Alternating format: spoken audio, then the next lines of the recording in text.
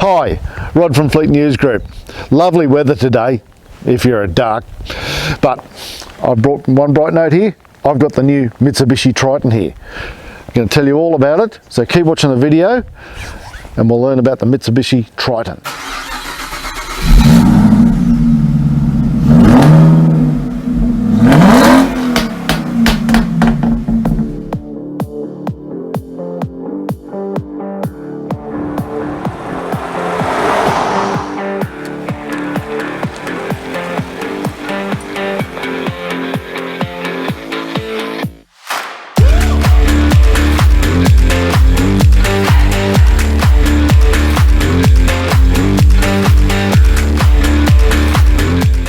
In today's video, I'll be showing you all about the new Mitsubishi Triton. What's the engine like? What's the performance? Fuel economy? CO2 emissions? What's the styling like? How much can it carry? What's it like to drive off-road? What clearances and angles do you need to know about with this vehicle? Towing ability, as well as taking it for a drive, and I'll tell you what I think. So keep watching and we'll tell you all about the new Mitsubishi Triton. And remember, if you like these videos, please hit that like button down there, as well as the subscribe button and the notification bell. That way you can be kept up to date with everything we're doing here at the Fleet News Group. Go on, smash away at that like button. You know you want to.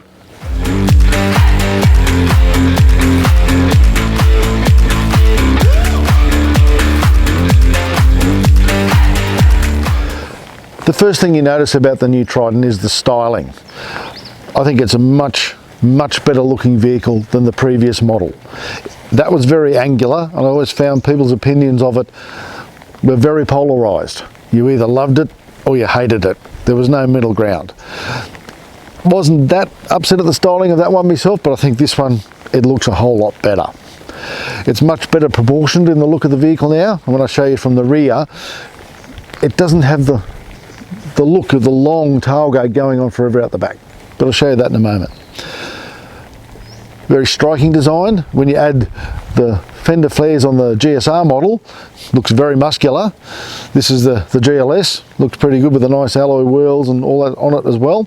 But I think overall, the treatment they do to it, it's got the traditional Mitsubishi chrome up the front here, it's got the daytime running lamps up the top. It just works as a whole package, and it's quite an attractive looking ute. And from the rear, the styling just looks even better. Nice angular look about it. It's not as elongated as what the previous model seemed to be with the rear tub. Looks more in proportion. You've now got high mount stoplight on the back here, which is great if you're putting a canopy on. You don't have to move the electrics. Bit of a downer, the rear view camera here is off center, so when you look at it from the inside, you're not actually looking straight over the tow ball. If you're trying to back it up to a trailer, it's not impossible, but it's a little bit more difficult than what it would have been if it was right there. This is the GLS model. It's got the nice shadow chrome looking 18-inch wheels on it, highway tyres. A lot of people might change that and go to all-terrain tyres or the like, but 265 60/18 tyres on those 18-inch rims. It just looks quite nice, to be honest. The silver's a nice colour here, $740 option, but overall I think she looks a bit better.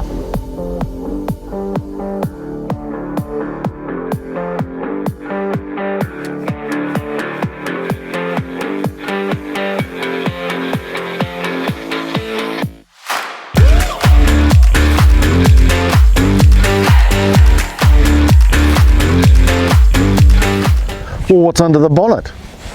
2.4 litre bi-turbo 4-cylinder diesel motor, rated at 150 kilowatts of power and 470 newton meters of torque.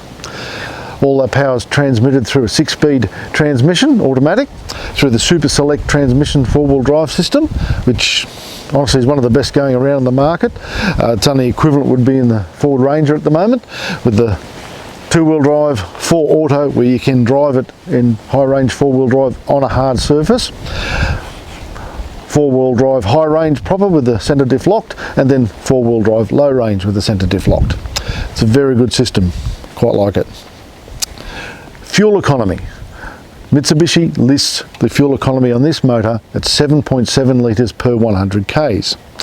However, over the last few days testing this vehicle, I've found the best I've seen is 9 litres per 100 k. When it comes to emissions, Mitsubishi lists this vehicle at 203 grams per kilometre. So if you extrapolate that out over a year, say 20,000 k's, it's a bit over 4 tonnes of emissions per annum you could expect with this vehicle. Important for the fleet managers to know that one.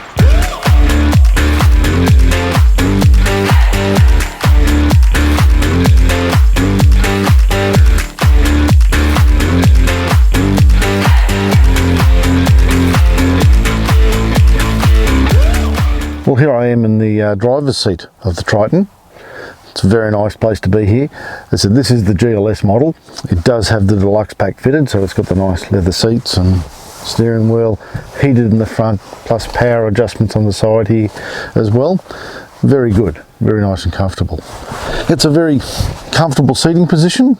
Nice here, good clear view out the front. Fantastic infotainment screen. It's very clear. I've got the map up here at the moment and it's just so easy to glance at as you're driving, but be warned, every time you look at it, the driver attention warning camera is probably going to go off at you saying, look this way, don't look at that, don't look at the instruments. It just does it. A bit sensitive, but that's fine. Well, let's take a look at the instruments here in the Triton GLS. Big analog instruments there, and you can see the driver alert awareness warning camera there flashing away, watching us what we're doing. So you've got the tacho, speedo, all the usual instruments, digital display to swap around, see the four-wheel drive mode, fuel economy, all those good things there. Radar cruise control in this car as well. You can set that with the controls on this side, sorry, there you are over there. You can do that there to set it. 2 buttons to set it and go, that's very good. Then we look over the dash here, it's very, very nice. I've got the big infotainment screen there. I've just got it set up on my Waze through Apple CarPlay. Very big screen, very clear. You can change it over, put the cameras on. Now we're looking at the front with the 360-degree camera, looking at the front as well. You can change it over there as well and look at the side instead. Very good. Quite like that, or just the full view out the front. And it tells you which way the wheels are going to go and all that stuff. Very good for off-roading. We've got nice, easy to use controls here. You just flick it up to change the temperature, down the same, on the passengers the same as well. Push a button to increase the fan speed or decrease it, and you don't have to look at it. That's what I really like about this. You don't have to look at it. You can keep your eyes just where the driver attention system wants you to out there. So looking at it there, we've got the charging mat down there. I've just got my phone in the case at the moment, but it does do wireless charging, or you can plug it into USB-A, USB-C, whatever your flavour is. Let's get that out of the way. Dual glove boxes here, one up the top, one down the bottom, lots of storage room there.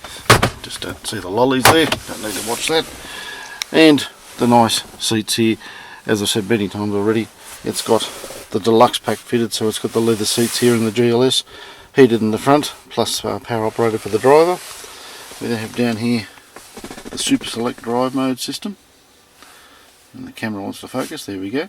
And you know, we've got 2-wheel drive, 4-wheel drive high with the diff locked, and then when you have to have the motor running, put neutral to get it into the low range there as well. Hill descent control, the drive mode selector, that will vary depending on which setting you're in for 4-wheel driving or not. We've then got the nice piano black finishes in chrome around, very popular these days. Very nice. Lovely big coffee cups there. Unfortunately I've drunk my coffee today, I don't have one with me at the moment. And then in here we have a nice storage bin as well, with bits of stuff in there as well. It's quite a lovely environment here inside the new Triton. Vastly better than the old one, and it really is a good competitor to other makes for how well equipped it is inside here. That's the Triton. Well, let's take a look in the rear seat of the Triton now. Nice easy grab handle, step up on the step and on and in you go. Nice and comfortable in here. The window, it's privacy glass around here. Power, of course, goes almost all the way down. very good. I have a good amount of headroom here, knee room, toe room, all happening. Nice armrest, just fold it up out of the way if you don't want it. And of course we have the leather seats here as well, because the Lux pack has been fitted to this vehicle. We have down there USB-A and USB-C ports, plus a 12-volt outlet as well, so kiddies in the back can be doing what they want to do, charging things, stuff like that. If you had to sit back here with a laptop, you certainly could, but I really like up here, it's only on the passenger side though.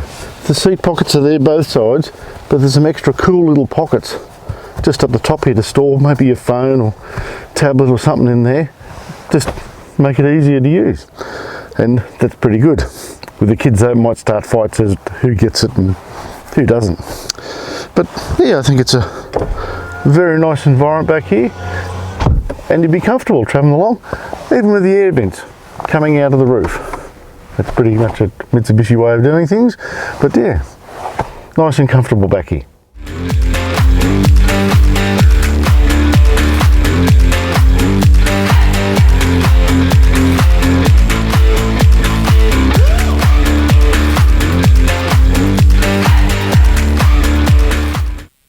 Well, here I am driving the Triton, and a very good drive it is.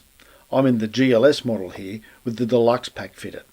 That gives you, as you see here, leather seats with power adjustment for the driver, and are both heated for the driver and front passenger, which I can tell you is a nice bonus, especially on a cold morning like this.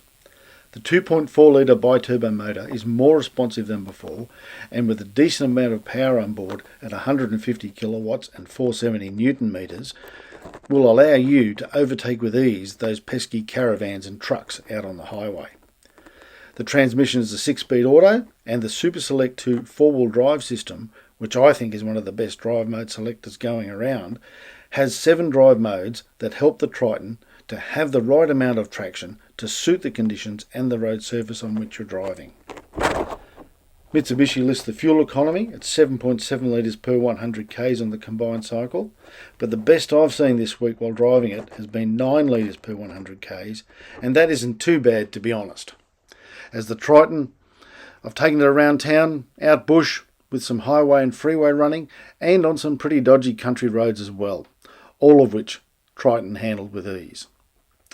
It's a comfortable ride and feels well suited to most roads and tracks that you'll be driving on, particularly around town.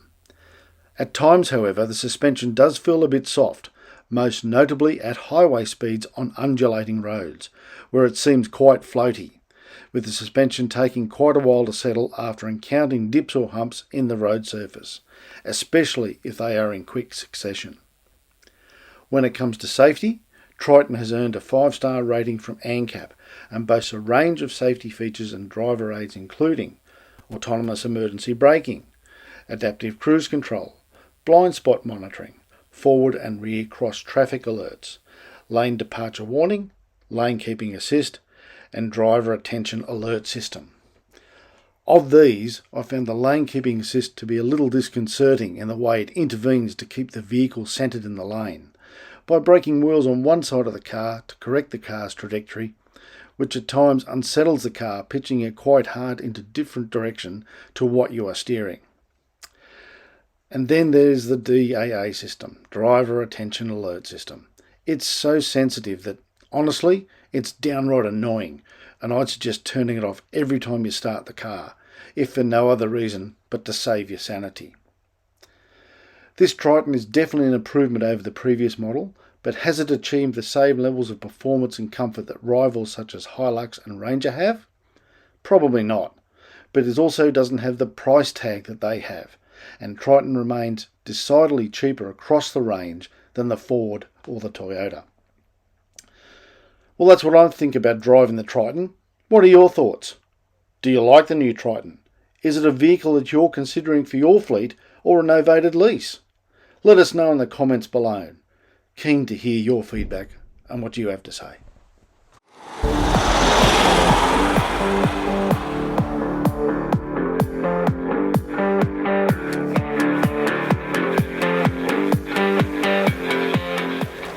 Well, how much can the new Triton tow and how much can it carry? Let's have a look at the numbers. to give the notes, but they're pretty extensive. First up, the brake towing capacity on Triton has increased to 3,500 kilos. That matches the rest of the utes in the class. That's very good. How much can it carry? Let's have a look. Ooh, that's a bit harsh. Weights. Curb weight on the GLS model you see here is 2,125 kilos. Its gross vehicle mass is 3,200 kilos. Pretty good there. When it comes to towing, combining the two, the gross combination mass, how much the Triton can weigh and how much whatever you're towing, trailer, boat, caravan, whatever, in total can weigh no more than 6,250 kilos. So you put all that together, how much payload does the Triton actually have? Well, for that we subtract the curb weight away from the gross vehicle mass and we come up with a net figure of 1,075 kilos payload. Pretty good. That's you, your family, your fuel, whatever you stick in here, plus the ball weight of the trailer, 1,075 kilos on the GLS model here. Something to think about if you're novating a novated lease here. The tax laws allow you to novate a vehicle up to a payload has to be less than 1,000 kilos. So I would talk to your accountant about that one. 1,075. Some lease companies mightn't be too keen to do that. Best check that out.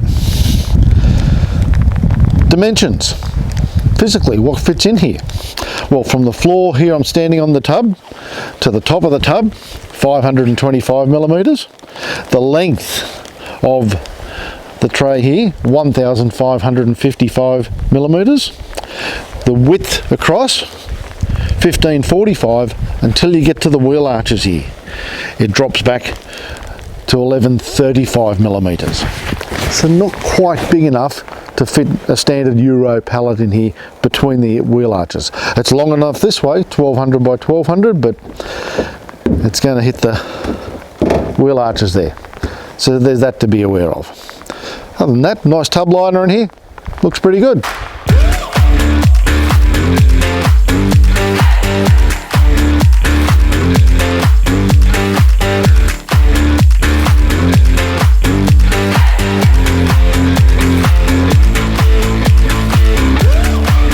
Well, continuing to talk about numbers, let's talk about the angles for off-roading here and the key numbers you need to be aware of.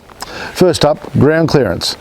Underneath the Triton here, this model has a clearance of 228 millimeters. That's the GLS model we're looking at right now. The key angles for off-road when you're taking on the tracks or whatever, when you're approaching an obstacle and you're about to go over it, what's the approach angle? A la, what is the angle from the front tyres up past the front of the bumper bar? What's going to hit first, the bumper bar or the tyres? Trust me, you want the latter to hit first. That approach angle on the Triton here, as you see it, is 30.4 degrees. Next angle to consider is the ramp over angle, which is as you go over the top of the obstacle, between the wheels here, what point, what angle when it exceeds will the body hit, and as you go over, boom, sit down on the top. That angle on this vehicle is 23.4 degrees. And lastly, we have the departure angle, which is the angle from the rear tyres up past the bumper bar at the back. When you clear, come down off the angle and head off on the track, or if you're climbing up a really steep one and having to change angles there, what the angle is 22.8 degrees. Of course, with the tow bar on the back, that will reduce slightly as well.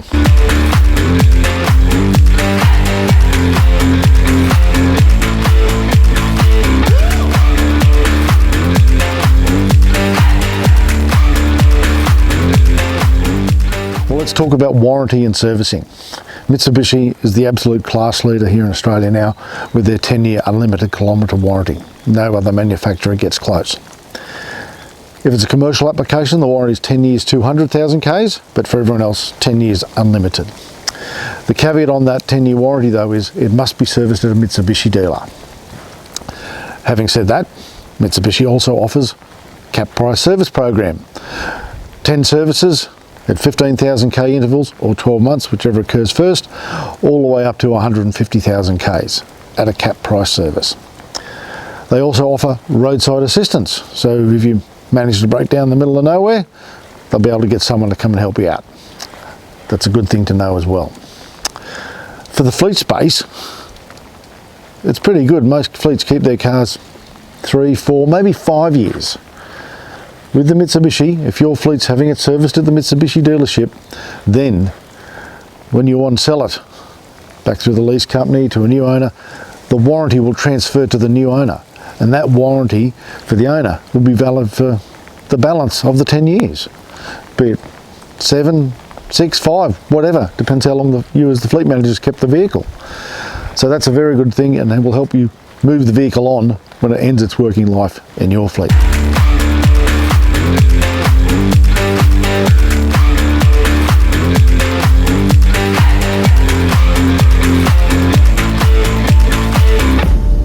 Well, if you're looking for a new 4x4 ute, dual cab, single cab, Triton may be the vehicle for you to add to your fleet. Even if you're looking for a novated lease, that could be on the options there. It's going to make a very good vehicle to do that for you. First place you need to go though is Fleet News Group's Car Leasing Guide. It's available for free on our website, www.fleetnewsgroup.com.au. Download one now. Gives you all the good oil on everything to do with car leasing.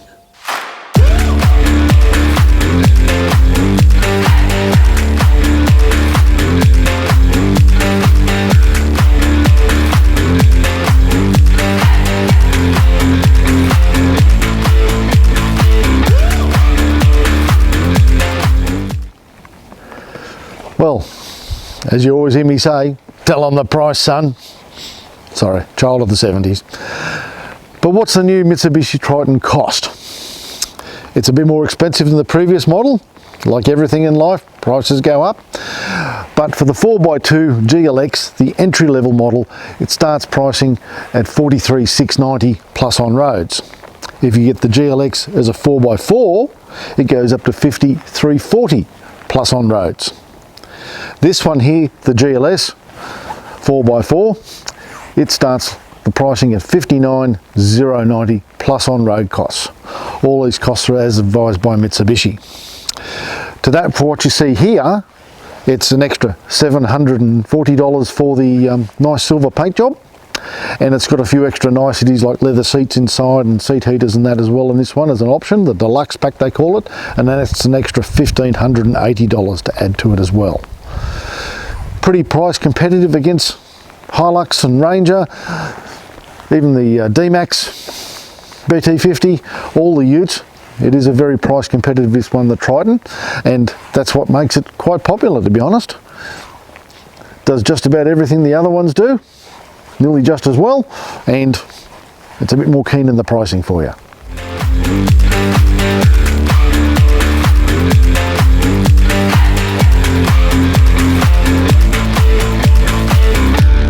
The new Mitsubishi Triton.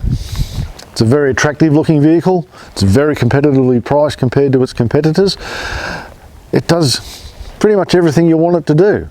Increase the brake towing capacity now to 3,500 kilos like the Ranger and the Hilux, the D-Max and the BT50, all of them got the same now. So that's getting it on par with them. It looks good, goes pretty well. Is it right at the top of the mark compared to things like the Hilux and the Ranger? Not quite, but it is very competitively priced, and it will tick the box for so many of you out there for what you want it to do. For a fleet manager, 10 years warranty. For you as a consumer, 10 years warranty. I'll say it again, 10 years warranty. You get it serviced at the Mitsubishi dealer, 10 years warranty. Ford, Toyota, don't come anywhere near that.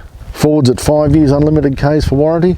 Toyota, 5 years unlimited Ks, plus up next 2 years on the driveline and engine if you get it serviced at Toyota. But Mitsubishi stands head and shoulders above the rest when it comes to the warranty, by far. And most people will get it serviced generally at the dealer, and with the cap price service program, you know what you're up for up front, and that's very good. I really like that about this vehicle. Having said all that, if you're looking for a new novated lease, just check out the fine print about the weights and the payloads and things. But for a fleet manager, it's going to tick a lot of boxes for you, and I think it'd be a good addition to any fleet, especially when you're looking at the 4x2 GLX and the 4x4 GLX. Got fleets stamped all over them.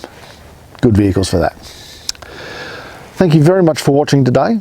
I'm Rod from Fleet News Group. Thank you for watching. If you've enjoyed this video, don't forget to hit that like button down there, plus the subscribe button and the notification bell. That way you can be kept up to date with everything we're doing here at the Fleet News Group. Thank you again for watching, and I'll just conclude by saying enjoy your day. Bye.